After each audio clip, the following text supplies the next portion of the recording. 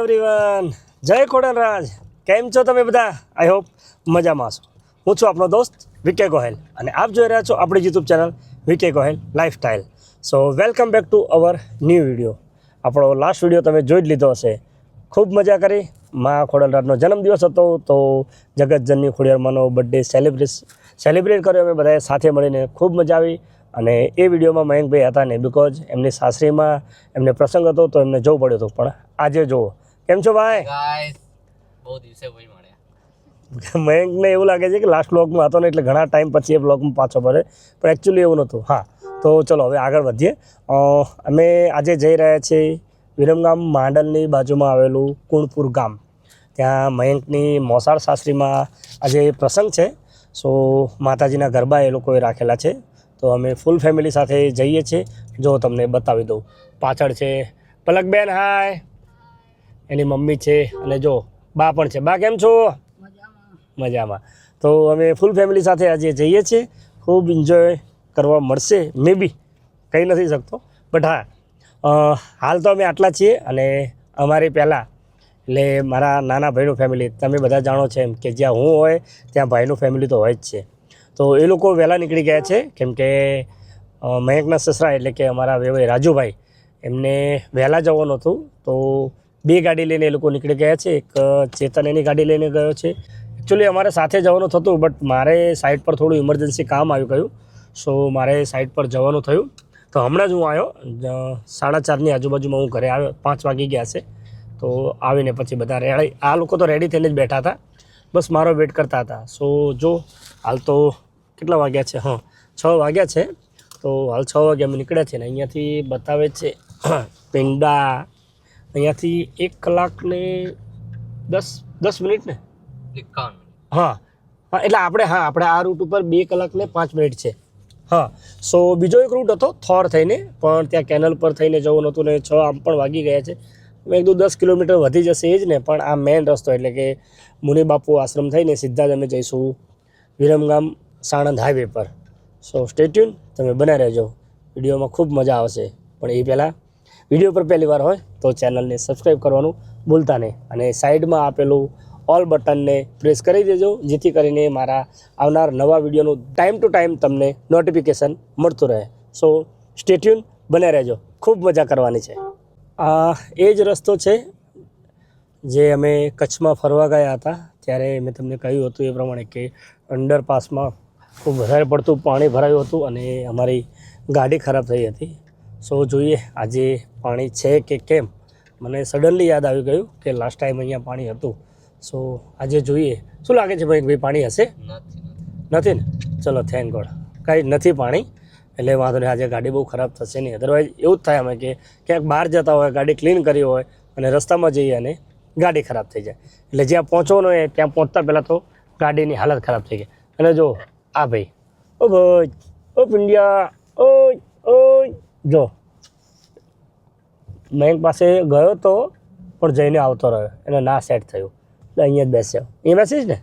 સો જુઓ ગાઈઝ, મેં મારા પાછળના ઘણા બધા વિડીયોમાં તમને બતાવ્યું હતું કે અહીંયા જ્યારે પણ તમે નીકળો ત્યારે ઓલવેઝ ટ્રાફિક થાય છે.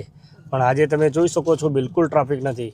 એની પાછળ રીઝન એ છે કે અહીંયા આજુબાજુમાં આવેલા જેટલા પણ સ્ટોલ ને બિલ્ડિંગ્સ ને એ બધું છે એ બધું જ ડિસ્ટ્રોય કરી દેવામાં આવ્યું છે, જેથી કરીને આજે ટ્રાફિકની સમસ્યા હતી એ હવે થોડી દૂર થઈ રહી છે. હજુ તો ડિસ્ટ્રોય કરવાનું ચાલુ જ છે. તમે જોઈ શકો છો રસ્તા પહોળા બની રહ્યા છે. સો ચલો, અમારા માટે તો સારી વાત છે કેમ કે અમારે મહિનામાં વધારે નહીં પણ 2 થી 3 વાર આ રસ્તાનો યુઝ કરવો પડતો હતો. જો તમે અહીંયા બધું જ તોડી દીધું છે. સો જો અહીંયા હોટલો હતી, તમને બધાને ખબર હશે, બધું જ તોડી દીધું છે. સો હવે જ્યારે પણ નીકળીશું અહીંયા અમને ટ્રાફિકનો સામનો નહીં નડે. પણ હા, એની સાથે સાથે એ બી છે કે લોકોના બિઝનેસ પણ ભાંગી પડ્યા છે. સો પ્રે કરીએ કે જલ્દી એ લોકોનું સ્ટાર્ટ થઈ જાય, પણ ત્યાં સુધી અમને તો રાહત છે. ભાઈ ક્યાં ઊભો છે? જો ગાડી જેવી ધીમી પડી નથી અને જો પડી ગયો કે ભાઈને ઊભું થવું નથી. એકચ્યુઅલી હું તમને ઘણા બધા લાસ્ટ વિડીયોમાં આ પણ બતાવી ચૂક્યો છું કે આજે માધવનગર ક્રોસ રોડ છે ત્યાં ઓલવેઝ ટ્રાફિક થતી હોય છે. અને જુઓ તમે આટલી લાંબી ટ્રાફિક થઈ છે. વાગી ગયા છે 6:45 અને હાલ અમે પહોંચ્યા છીએ. જો તમને બતાવું, જખવાડા મેન બસ સ્ટોપ પર અમે જસ્ટ પહોંચ્યા છે વિરમગામ, એટલે કે વિરમગામ પોપટ ચોકડી. અને અહીંથી અમારે રાઈટ સાઈડ જવાનું છે બહુચરાજી સાઈડ, અને આ જે સીધો રસ્તો જાય છે એ જાય છે માડલ તરફ. આપણે ઘણીવાર એ રસ્તા પર ગયેલા છીએ. 2 hours later. તો અમે આવ્યા છીએ ગુણપુર ગામમાં માતાના માંડવામાં, જે અમારા રાજુભાઈના શાળા છે એમના ત્યાં ગરબો છે માતાજીનો, ત્યાં અમે ગરબા રમવા આવ્યા છીએ. અને અમારે શ્રી રાજુભાઈ 2 શબ્દ કહેશે.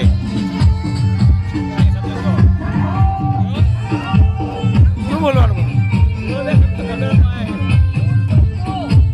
મજા આવે લગનમાં? લગન થોડી છે, ગરબા છે. મજા આવી ને? મજા આવી.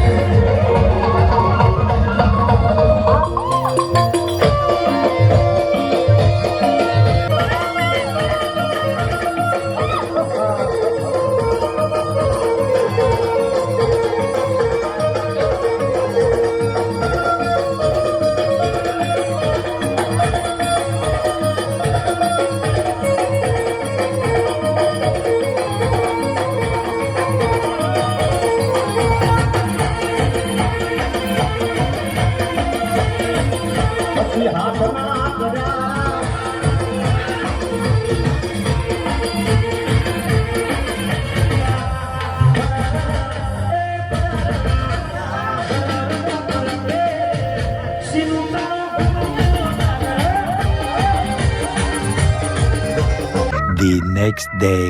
Good morning guys. જો સવાર પડી ગઈ છે અને અમે લોકો જો કુણપુરના બહારના વ્યૂનો નજારો લેવા માટે આવી ગયા છે. સો ચલો તમને બતાવું કે અહીંયા શું છે.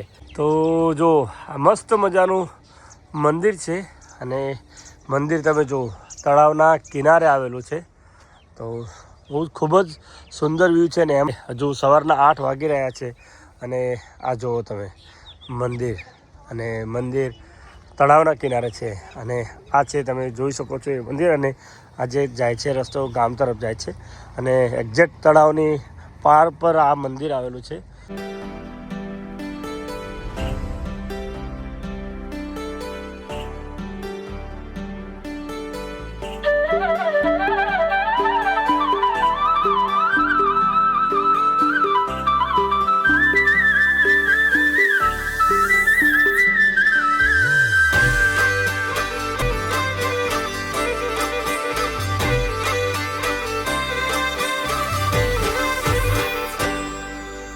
ગરવા આ ગામડાના એવા રૂડાસણ ગારજો ગરવા આ ગામડાના એવા રૂડાસણ ગારજો અમીરાતના દરિયાવો છલો છલ ખોરડે રે અમીરાતના દરિયાવો છલો છલ ખોરડે રે.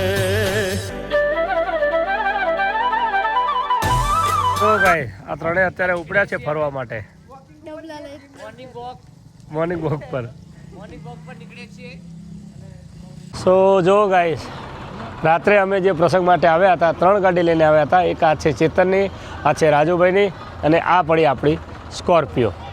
જો તમે આ એ મંદિરના તળાવની આગળ જ અમે આ 3 ગાડીઓ પાર્ક કરી છે અને જો મહેમાન અમને મૂકવા આવી રહ્યા છે ઘરધણી મતલબ.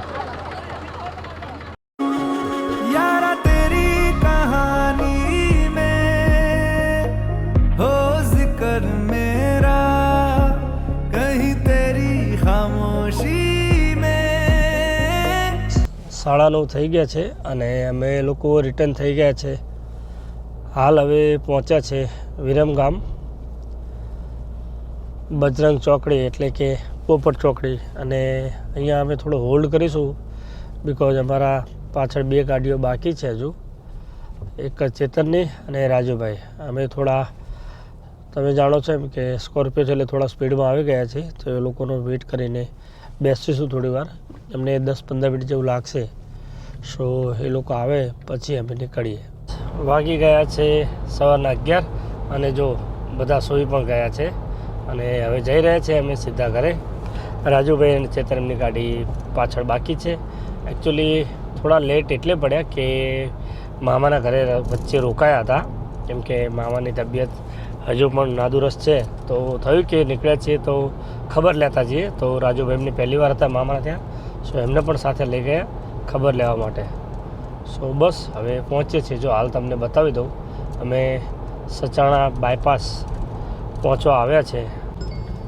બસ હવે જઈને તો આજે આરામ કરવાનો રહે છે કે નાઇટના ઉજાગરા છે. ઓલરેડી ફર્સ્ટ હાફ તો પૂરો થવા આવ્યો છે એટલે ઓફિસ જવાનો બી કોઈ મિનિંગ નથી. અને મયંકભાઈ પણ મે બી એને બી ઉજાગરા છે તો મે બી એ પણ નહીં જઈ શકે શોપ પર. સો જોઈએ છે. અને જુઓ તમે આ સચાણા બાયપાસ હાઈવે છે. સો ચલો મળું તમને આગળ. અને અમે લોકો ટોલ બૂથ પર બેઠા છીએ. જો તમને બતાવું, આ આપણો માધવનગરવાળો ટોલ બૂથ છે. એકચ્યુઅલી અમે અહીંયા એટલે વેઇટ કરીને બેઠા છીએ કે પાછળ 2 ગાડીઓ આવી રહી છે અને પેડ્રોને એ ગાડીમાંથી લેવાનો છે. બિકોઝ અમે ડાયરેક્ટ અમારા ઘરે જઈશું. બંનેને કહ્યું કે ભાઈ આવો જમે કરીને જજો, પણ એ લોકોને જોબના કંઈક પ્રોબ્લેમ છે તો એ લોકો આવી શકે એમ છે નહીં. સો પછી અહીંથી જ અમે પેટ્રોલને લઈને અમે ડાયરેક્ટ ઘરે જઈશું ને એ લોકો પણ એમના ઘરે જશે.